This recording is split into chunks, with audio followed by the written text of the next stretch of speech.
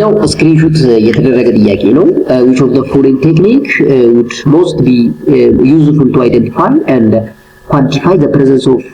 a known impurity in a drug ነው የሚለው እዚህ ጋር እንደዚህ ተፈላችኋል which of the following is technique would be the most useful to identify and quantify the presence of known impurity in a drug ይላል NMR MS HPLC IR ይላል ያው ካሉት ስፔክትሮስኮፒክ ቴክኒክ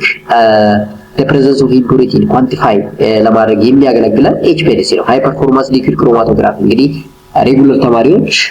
ፋርማሲቲካል አናሊሲስ ቻፕተር 8 HPLC ብላችሁ ተምራችኋልና እሱ ላይ የወጣ ጥያቄ ነው ሶ በቀላሉ አንደርስታንድ ታደርጉታላችሁ ብዬ አስባለሁ እዚህ ጋር which of the following shift lead to the decreased intensity of absorption ይላል የቀጥታ ከፋርማሲቲካል አናሊሲስ 2 ቻፕተር 1 ላይ የመጣ ጥያቄ ነው ስለ UV ስፔክትሮፎቶሜትር so the ጥያቄ which of the following shift lead to the decreased intensity of absorption basochromic shift hyperchromic shift hypsochromic shift እና hypochromic shift ይላል so in the context of UV spectroscopy and the intensity of absorption let's see the option ይላል hypochromic shift ስንል እንግዲህ refers to the decrease in the intensity of absorption at certain wavelengths often due to decreased electronic transition or interaction that reduce the amount of light absorbed አሁን ይሄ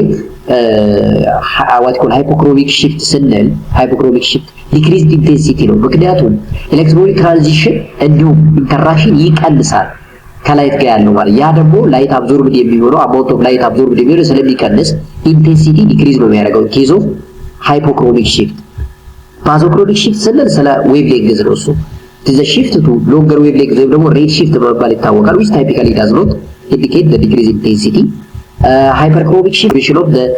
intensity ነው ለምን ሲባል here the electronic transition or interaction ይጨምራል ያ ማለት the amount of light absorbed ከፍ ይላል ማለት ነው ስለዚህ hyperchromic shift increasing absorption ነው hypsochromic shift ስንል ይሄ blue shift ይባላል the shift toward shorter wavelengths ነው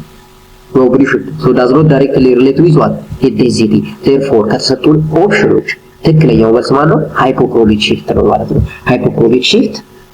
ደግሞ ዲላይ ያለው ማለት ስለዚህ the